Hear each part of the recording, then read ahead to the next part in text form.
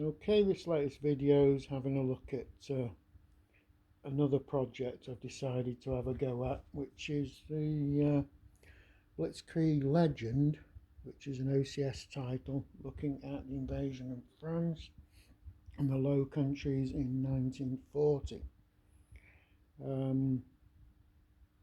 I just want to have a quick sort of chat about the battle itself. This is something that's always fascinated me, and I'm surprised that it's taken me so long to actually attempt to play a game of this.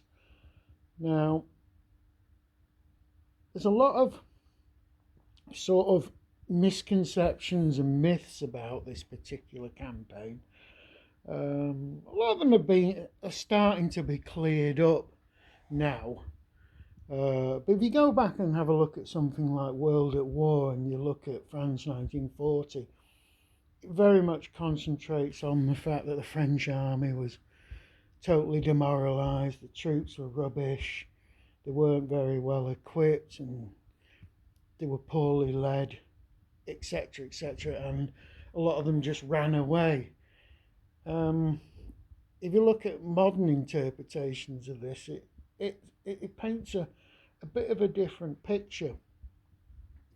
Now, I'm not arguing with the points that have been made in the past. The French army did have a lot of problems and issues.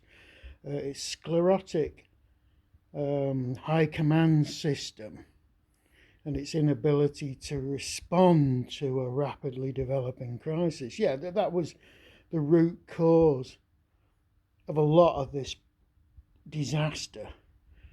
But if we look at what the Germans are trying to do, now the French, they knew about Ardennes, and the Ardennes is not undefended.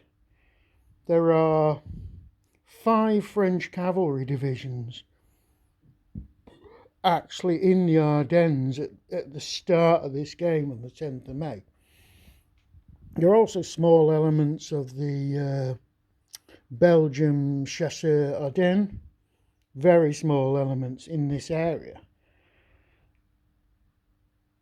The thing is, the French said, yeah, they didn't expect the Germans to come through here, and they believed that it was, I don't know that they necessarily believed it was totally impassable to tanks. They just thought it was impractical, because not only have you got to go through the Ardennes,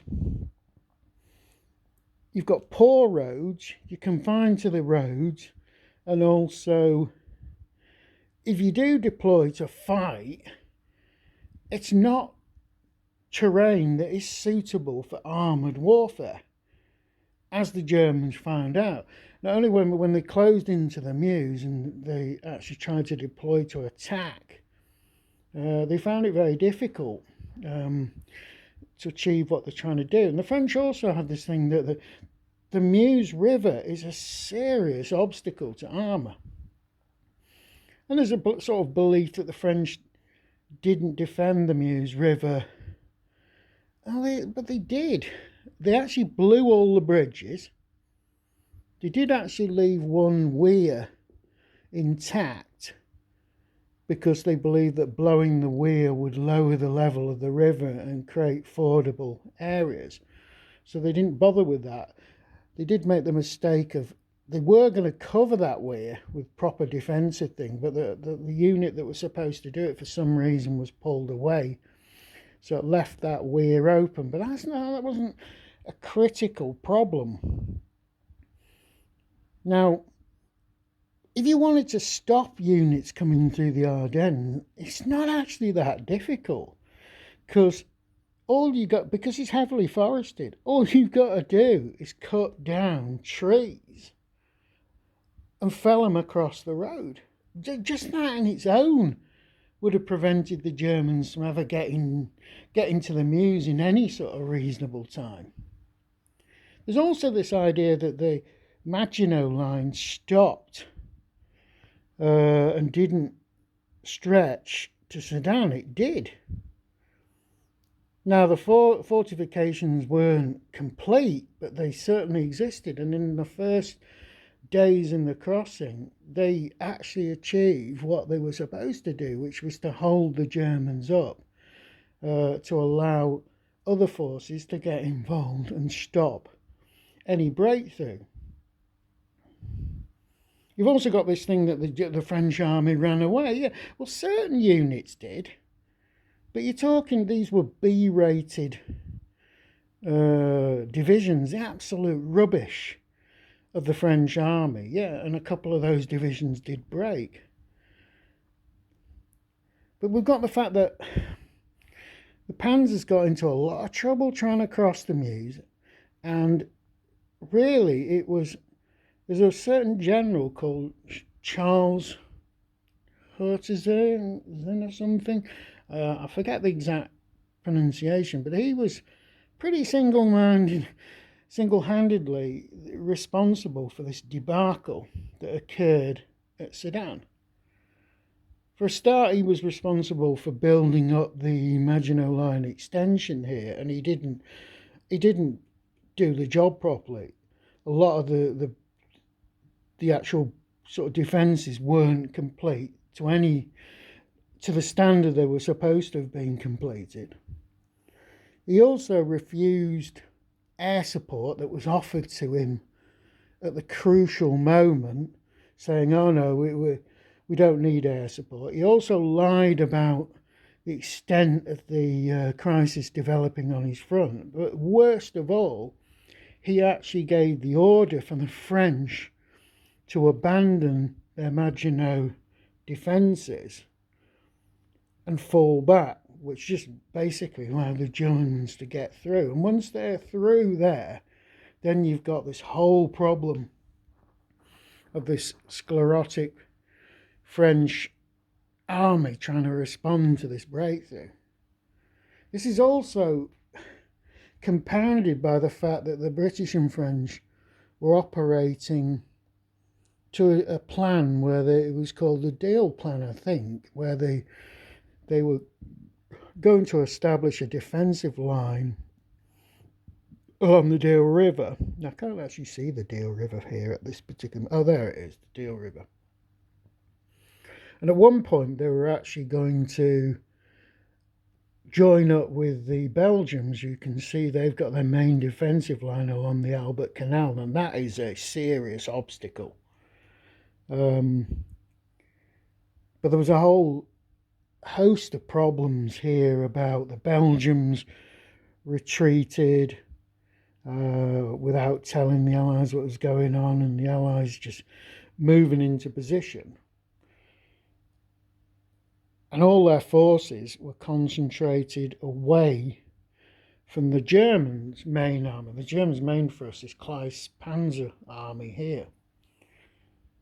Now, where the French did actually stand and fight in Belgium, they did really well.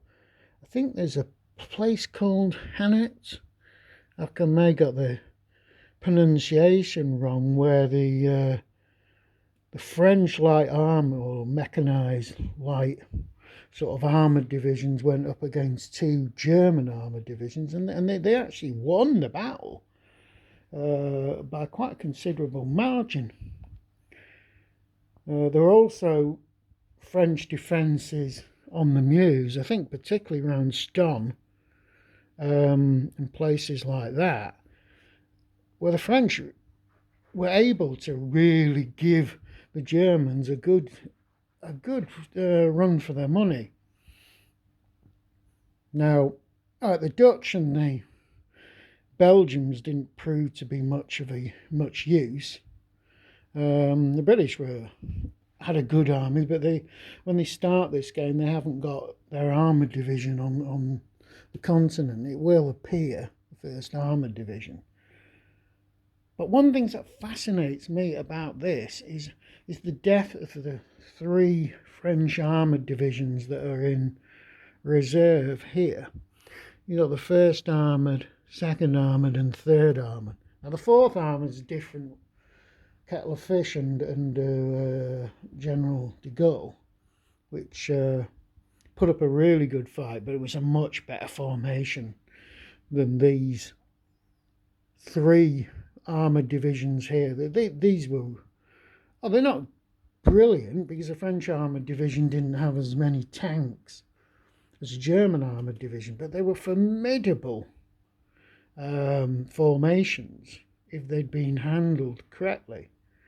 And the death of these units was shocking, really. They were just frittered away. I think one of them got to the front, and then the local army commander just broke it up into loads of penny packets. So it disintegrated as an armoured division and ceased to exist straight away. Another one sort of advanced, but it left its heavy armoured, its Char B tanks, to be moved by rail, whereas its light tanks went by road. And effectively, when it got to the battlefield, it was only partially complete, and it was just overrun. In piecemeal, it was just broken up and shattered.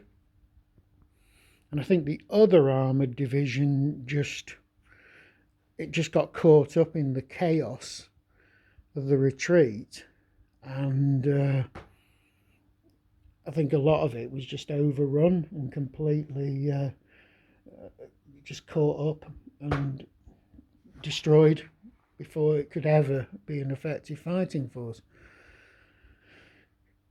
You got another thing, that the French Air Force was particularly badly handled here. The French had got quite a lot of planes and stuff, but the French battle doctrine was to hold back a considerable part of their air force and not fritter it away piecemeal. So the full air strength wasn't available at the point of crisis.